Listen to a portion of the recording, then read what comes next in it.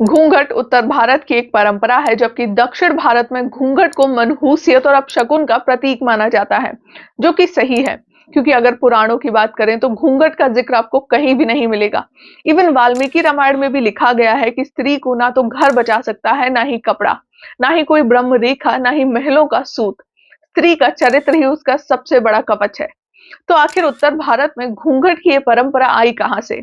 क्योंकि ना ही हमने रामायण सीरियल में या फिर महाभारत सीरियल में किसी भी स्त्री को घूंघट करे हुए देखा है। और अगर हम अपने इतिहास में जाकर देखें हजारों साल पहले, जब यहाँ पर पाला, शोलाज या फिर चालुक्यास का राज हुआ करता था, तब भी हम उनके बनाए हुए मंदिरों को देखें तो हमें वहां पर कोई भी मूर्ति या फिर कोई भी आकृति ऐसी नहीं दिखी है जिसको देखने से हमें कहीं से भी ये लगा हो कि यहाँ पर घूंघट प्रथा नाम की कोई चीज कभी रही भी होगी। तो जब ये हमारी सनातन संस्कृति या फिर बोलो भारतीय संस्कृति का कोई भी पार्ट रहा ही नहीं है, तो आज हमारे आसपास की औरतें घूंघट प्रथा से अपना सर क्यों छुपा लेती हैं? दरअसल पर्दा प्रथा के पीछे दिए गए कारण के अनुसार महिलाओं को अपने मुंह केवल इसलिए ढककर रखने चाहिए ताकि कोई भी पुरुष उसका मुंह न देख सके। ये बिल्कुल वैसा ही है जैसा कि हमारे समाज में सिर्फ कामुक पुरुष ही भरे हुए हैं और सिर्फ औरतों का, लड़कियों का या फिर स्त्रियों का मुंह भर देख लेने से उन पर टूट पड़ेंगे। तो वहीं हिंदू धर्म में घूंघट प्रथा स्त्री के चरित्र और संस्कारों को दर्शाती है।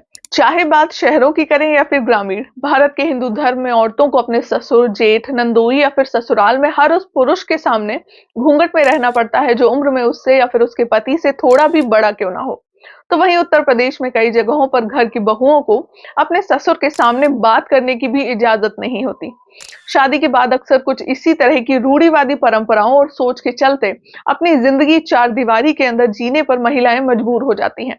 मर्यादा और बड़ों का सम्मान करने के नाम पर 24 घंटे घूंघट में रहना, घूंघट में बात करना, सास ससुर के सामने जमीन पर बैठना और बस साड़ी के पल्लू की आड़ में अपनी पूरी जिंदगी यूं ही बिता देनी पड़ती है। और तो और जो औरतें इन परंपराओं को नहीं मानती, उन्हें समाज के नजरिए से चरित्रहीन मान लिया जाता है। इस प्रथा के चलते भले ही किसी को कोई शारीरिक या फिर मानसिक नुकसान नहीं पहुंचता हो, मगर महिलाओं के आगे बढ़ने के बीच में ये प्रथा एक रोड़ा बनकर जरूर उभरती है। पर्दे में रहने के कारण उनको सामाजिक और बाहरी दुनिया से वंचित रहना पड़ता है। लोगों से कम बातचीत और दायरों में बंद कर उनके आत्मविश्वास को पूरी तरह से दबा दिया जाता है। और ऐसी महिलाएं हमेशा किसी न किसी पर निर्भर रहकर ही अपनी पूरी जिंदगी बिताने को मजबूर हो जाती हैं। और तो और घूंघट सिर्फ उत्तर भारत में ही एक परंपरा है, जबकि दक्षिण भारत में महिलाएं इसे सिर्फ तब ओढ़ती हैं जब परिवार में किसी की मृत्यु हो जाती है।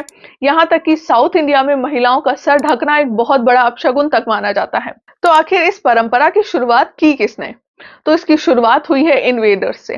जब इस्लामिक रूलर्स उत्तर भारत में आक्रमण के मंसूबे लेकर आए, तब जो भारतीय राजा महाराजा थे, उन्होंने अपनी पत्नियों को उनकी गंदी नजरों से बचाने के लिए घूंघट डालने को कहा।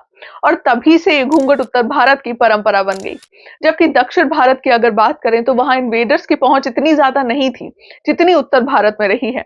तो वहां घूंघट सिर्फ कुछ बुरा घटित होने पर ही लिया जाता है। और इस्लामिक इन्वेडर्स का उनके घरों में घुसना बेशक कोई बुरी घटना का ही संकेत था।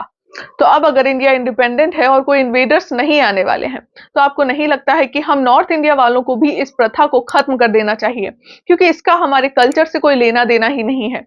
ये सिर्फ उस वक्त की एक नीड थी और जो लोग इसे रिस्पेक्ट से जोड़ते हैं, उन्हें ये समझना चाहिए कि रिस्पेक्ट इंसान के दिल और दिमाग में पनपती है, ना कि नजरों में। तो फिलहाल के लिए इस वीडियो में बस इतना ही। आप मेरे विचारों से सहमत हैं या नहीं, मुझे कमेंट करके जरूर बताएं। साथ ही ये भी बताएं कि आपके घरों में अभी भी ये घूंघट की प्रथा होती है या नहीं। जल्द ही फिर मुलाकात होगी एक नई वीडियो में। तब तक के लिए नमस्कार।